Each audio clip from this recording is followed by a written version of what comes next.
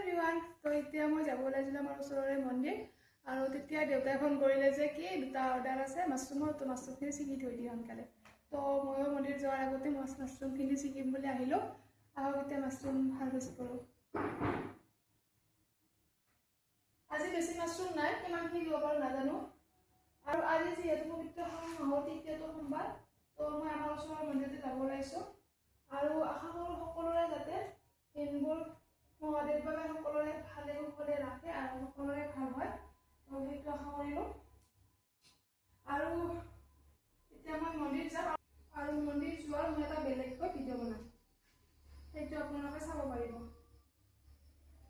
আৰু এতিয়া গোটেইখিনি মই মাছৰুম আজি হাৰভেষ্ট কৰি কিমানখিনি হয় নাজানো, আৰু কালি পৰহিলৈকেহে হ'ব। এয়া পিন্ধত আছে এইবিলাক।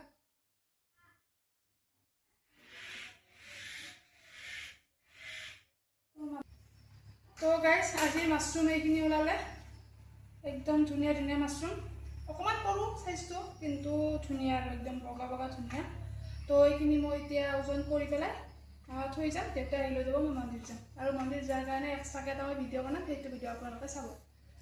তো এতিয়া হ'ব আৰু।